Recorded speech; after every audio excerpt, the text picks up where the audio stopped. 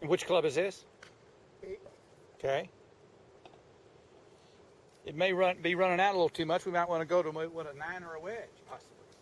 That way, I like the fact that you're accelerating through. You're not decelerating. But I'm afraid for you to get that to stop next to the hole with that club, you would start decelerating. You don't want to do that. So I'd rather you have a little bit more loft so that you can continue to accelerate, but not go crazy with it. I like your technique. You got your feet close together. Your weight's on the left side. Your hands are forward, so you got a little shaft lean. Let's look at the fundamentals of a good setup before chipping and pitching. On the left is Rory McIlroy, and on the right is Tiger Woods. Both have their feet together. Their arms are straight. They are leaning more on their left side than right side. Their hands are slightly in front of the golf ball. These basic fundamentals will be used for a variety of shots around the green. When you're close to the green, you can do a bump and run shot where you use a de-lofted club like maybe a pitching wedge or a 9-iron, and you just barely get it on the green and let it roll to the hole like a putt. As you get further away, you need to get the ball up in the air a little bit more, and so you would go to a more lofty club. As you get into the thicker grass, you would need to go with a sand wedge or lob wedge so that you can get the ball up quickly, and you would carry it further in the air than you will let it roll on the ground. Some shots you'll want the ball more forward in your stance. Some shots you'll have it more on your back foot. You'll see on the left that Roy has his ball position off his right toe, and for Tiger he has his off his left heel. As you practice these fundamentals with the different adjustments to produce different types of shots, you will learn which shot is best for your next situation.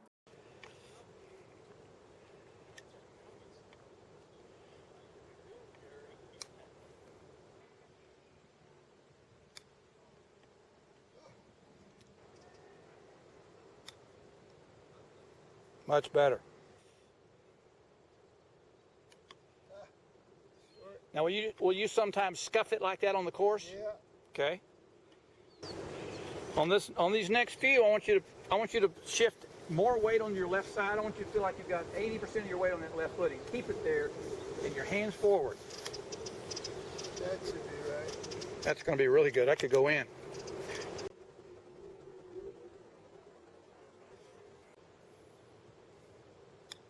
That's cleaner.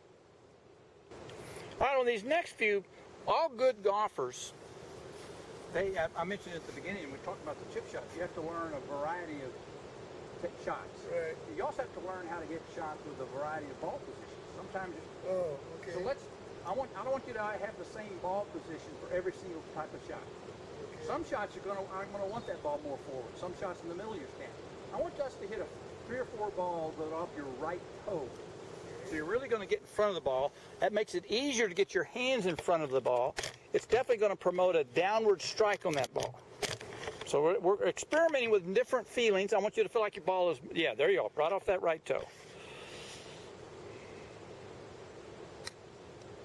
That might be okay. It's harder to hit behind the ball when you have the ball that far back. Yeah. So as you take that club back, don't let your body drift to the right. Right. Stay on that left side.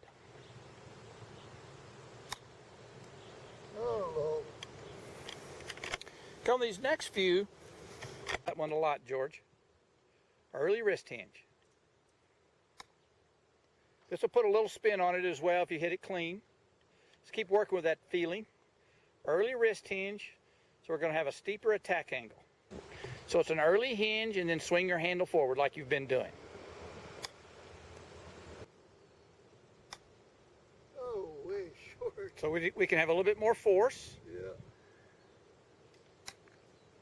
All right, let's work. I want to work on this one. Your setup is really good. There's one small little adjustment I need to make with your setup. You have a tendency to set up and get yourself measured to the golf ball. Your feet are together. You're getting comfortable. But I'm seeing this left arm really bent. Oh, okay. Okay? And then when you take it back, it straightens. And so now this length is longer than you started. You measured with what we call a short radius. The size of your golf circle is determined by the length of its radius. So the radius is the length of the club in the left arm. I'm going to hit it closer to the heel then. you're gonna, not only that, or you're gonna bottom out. But your subconscious mind says, man, I don't want to bottom out. So it lifts up. So I need you to make sure that you set up and measure yourself to the ball with a nice start out with a very straight arm. So make that left arm there you go. There you go. There you go. Much better. That's your best one so far. That's all right. We're just working on technique right now. We're picking something out to hit at, but we're working on the form. So there you go. Get that extended. That's gonna make it much more consistent to arrive at the same measurement you started with. Yeah. Going, oh. So you didn't have an athletic problem, you had a geometry problem. You were setting up it with one size circle and trying to hit with a different size circle. Yeah. Now you're just coming right through the same zone. You're staying on the arc you started with. You didn't jump to a bigger arc. Yeah. Does that make sense? Yeah. These look really good.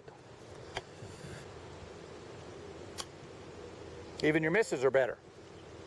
Very nice. Yeah, there was a miss. Just slightly, but you got away with it because you were in a better position. Yeah, these are all consistently better contact. That little scuff shot or blade is going to go away now.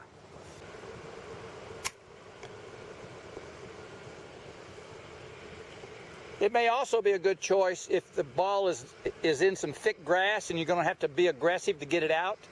Yeah. I would go with the more lofted club so it goes straight up and doesn't have to pass through a bunch of grass before it gets airborne. Okay. If it goes straight up, it goes through less grass, and so you control its distance a little bit better with a lob wedge.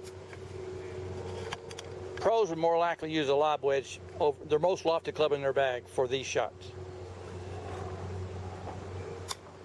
That's nice.